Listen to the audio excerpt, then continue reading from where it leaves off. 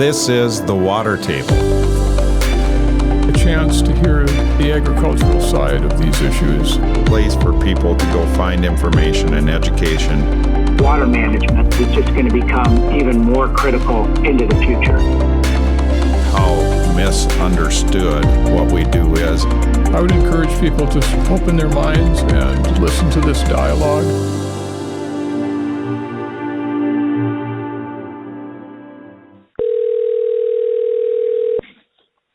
Well, welcome back to the Water Table Podcast. I wanted to do a harvest update similar to what we did last year, kind of backed by popular demand, and have Dylan Erickson on the phone. I think Dylan's out in the combine this morning, or getting ready to anyway for the day. And Dylan just kind of wanted to touch base with you out in western Minnesota and see how harvest is going so far in 2022. Hey, Jamie, thanks for having me. We're rolling right now this morning in the combine, and we got a shower rain yesterday, kind of off and on, kind of weird weather yesterday, so both guys were kind of shut down. But, yeah, for the most part, your things were going pretty smooth. Both guys, I would say, earlier this week finished up soybeans, are kind of wrapping that up, and most guys are full go on corn now. And, you know, the soybeans, we kind of all over the board. You know, we had some light ground or some ground that missed some shots of rain that were definitely, you know, in the lower yield range in the 40s, and then we had some fields that you could just field to field tell, you know, where you caught the right rain or the pockets of rain that you got, and, you know, they were up over 60 bushels. So, I mean, it's such a wide range and so variable, and even that so far in the corn, I mean, it's been more impressive than I was expecting in the corn, but you just go from one end to the other, and it's just so variable across, you know, just, you know, later planting dates, and, you know, soil condition maybe wasn't perfect for planting in every spot of the field, and so it's just, you're definitely seeing the variability across the field when you're going up and down, so it's kind of interesting so far. Yeah, I've been hearing the same thing through a lot of western and southwestern Minnesota, just where they caught the rain on the soybeans, especially, you know, some areas caught a pretty good rain real late August, early September, like around that Labor Day weekend time, and really some good yields. I know some ground that's not ideal ground, you know, a lot of hills and not the best soils, but got the rain, and, you know, 58 bushel soybeans, which is really good for that ground. And then you hear of some other areas, you know, like you were talking to me about yesterday when we visited, you know, some yields way down in the low 30s just were on good ground where they didn't get the rain. Yeah, it's kind of crazy. Yeah, some people are pretty happy with what's going on soybeans, especially just because the not ideal ground is definitely performing well for them this year, and then the good ground maybe isn't as good as they were expecting. It's just, yeah, it's kind of interesting how you know, how late things were planted for the most part, and things kind of shook out. But nonetheless, there's still, the commodity prices are still there for us a little bit, and we're hanging in that way. So Dylan, you mentioned earlier just kind of getting started on your corn harvest, and probably the first 25% or so in. What are you seeing, and what are your expectations the rest of the way out? Yeah, we've been combining some of our lighter stuff, or the earlier stuff that we could get in. You know, some of our real tough ground that can be 100 and, you know, 50, 60 bushel of corn. We're getting on 190, 200 bushel of corn, and even higher on the next stuff, over even better, 210, 215. So if we can pull some yields on some of this ground here, I'm pretty excited about what's to come for the rest of the harvest. But yeah, moisture, you know, has been around that 15 to 18%. A lot of it's, you know, pretty early corn for when we had it planted, you know, the 93 to 96 day corn. So we've been hauling a lot actually right to town, just not even monkeying with it, and hauling a lot of 15 corn to town. And so yeah, if this is any tale for what's to come for the rest of the corn crop, I'm kind of excited about what we could see. Yeah, and you know, one thing just thinking of as you were talking there, your area, did you get in pretty late this spring, pretty late planting? Yeah, I think we planted one quarter, like the middle of May, but everything else was planted. We got a hard rain, and we didn't start. I think we planted everything in about a week and a half, and it was all in, you know, like the 25th of May to 28th of May, kind of in that week there. We pretty much slammed all the corn in and got it all in the ground. So yeah, fairly late planted, and so soybeans were definitely get finished up. You know, first week of June, and same with the edibles, kind of in the June planting date. Yeah, so we got, we did up in western Minnesota and a lot of areas in the Midwest that just some real ideal weather once we got it done, which was a struggle getting it in the ground, but just some ideal heat units and to get going here and have your soybeans done by mid-October and things continue and no rain will be average if not early when you're done harvesting for 2022. So that's pretty impressive. Absolutely. I know there's a lot of guys that are just really surprised at how we're getting things in the field rolling this way, but my grandpa made a point. He said it was 118 straight days of 70-degree weather or higher. Well, that's been the last 2 years. Kind of the story is how many heat days we've had, and I think that just completely caught the crop up quite a bit, and caught us up that way, and that's what's making corn. And what for us out here, the last 2 years have been some of our better consistent yields across the corn so far, and with the start this year. It's going to be pretty good. You had a good year last year.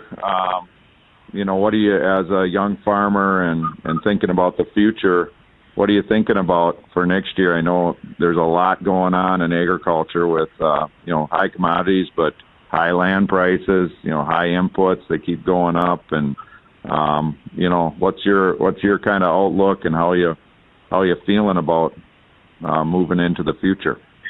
Yeah, for sure.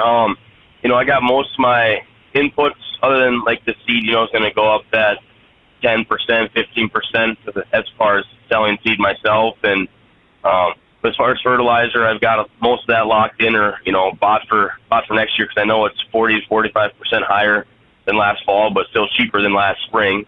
So kind of locking in some prices there to kind of know where you're at. But, I've talking to other guys and myself, with the land prices, values going up, and then with the commodity prices the way they are, and pulling some yields, we've seen and already heard of quite a bit of land rent, going up, anywhere from $50 to $100 an acre cash rent, and so it's going to be interesting. But you're going to want to lock down those things early and kind of know where you're at headed into the next year. For myself, anyways, so I have a plan set in place, so I know kind of where I'm at and where I can be and things I can expand on. And then as far as land sales too around us, we've had a ton just really close to the farm, and with some record prices too. And it's kind of for a young guy like me, at times it can be a little struggle to watch some of the much larger farmers come in and you want that piece of ground that's right next to the farm, but it's kind of hard at prices like this and just getting going to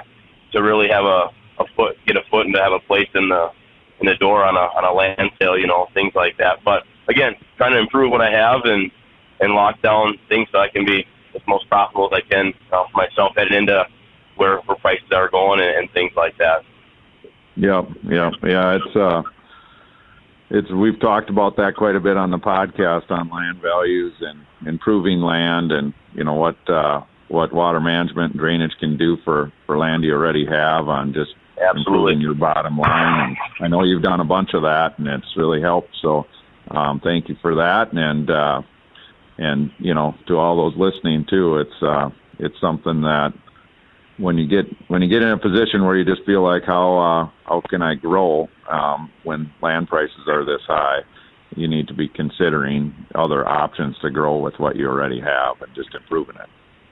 Yeah, that's exactly where I've been. If you can't, I did buy a piece of ground, kind of right out of college, and then the next year I improved that, and some other pieces we've had that I've taken on, we've gotten improved. So if you can't get in the market, right now, especially with trying to expand and grow a little bit, you can't compete with the cash price or cash rent price or land values.